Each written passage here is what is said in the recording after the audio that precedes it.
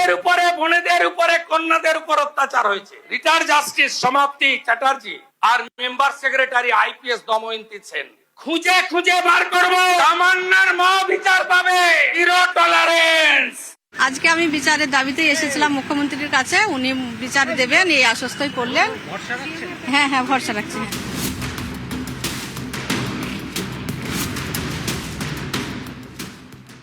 মুখ্যমন্ত্রীকে ধন্যবাদ, উনি কথা বলার সুযোগটুকু আমাকে দিয়েছিলেন এবং শুনেই বসে নেই, সঙ্গে সঙ্গে রিয়াকশন নিয়ে কাজ করেছেন। আমি বাড়ি ফিরে আসার আগেই দুটো আসামি উঠিয়ে নিয়েছে, যেটা 1 বছর ধরে দুয়ারে দুয়ারে ঘুরে ঘুরে পুলিশকে বলে বলে করছিল না।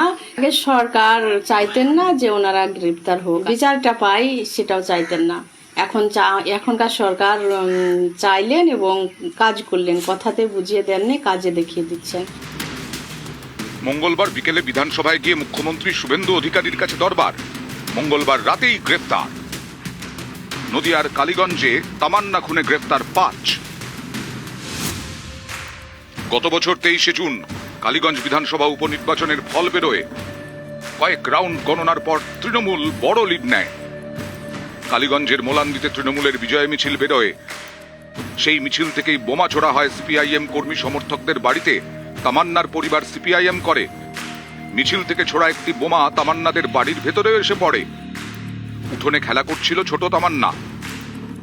বোমার আঘাতে সেখানেই মৃত্যু হয় তার। বছর ঘুরে গেছে, এখনো সব অভিযুক্ত গ্রেফতার হয়নি। বিচার চেয়ে মঙ্গলবার মুখ্যমন্ত্রী শুভেন্দু অধিকারীর সঙ্গে দেখা করেন তামান্নার মা সাবিনা ইয়াসমিন, সঙ্গে সিপিআইএম নেতা মীনাক্ষী মুখোপাধ্যায়। দোষীদের সবার গ্রেফতারের দাবি জানান তামান্নার মা। এর 12 ঘন্টা কাটতে না কাটতেই অ্যাকশন।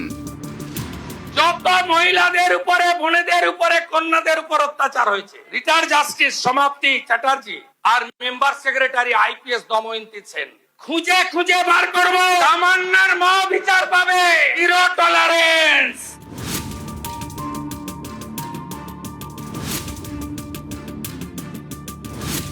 জিয়ারুল শেখ গ্রেপ্তার মুর্শিদাবাদের রেজিনগরের শ্বশুর বাড়ি থেকে। সাবির শেখকে ধরা হয় পলাশীপাড়া থানা এলাকায় তার শ্বশুর বাড়ি থেকে। মুখ্যমন্ত্রীকে ধন্যবাদ, উনি কথা বলার সুযোগটুকু আমাকে দিয়েছিলেন এবং শুনেই বসে নেই, সঙ্গে সঙ্গে রিয়াকশন নিয়ে কাজ করেছেন। আমি বাড়ি ফিরে আসার আগেই দুটো আসামি উঠিয়ে নিয়েছে, যেটা 1 বছর ধরে দুয়ারে দুয়ারে ঘুরে ঘুরে পুলিশকে বলে বলে করছিল না। আগে সরকার চাইতেন না যে ওনারা গ্রেপ্তার হোক, বিচারটা পাই সেটাও চাইতেন না।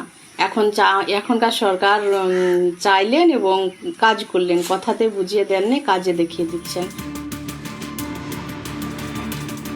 বদলের বাংলায় বিচারের আশায় বুক বাঁধছে তামান্নার পরিবার।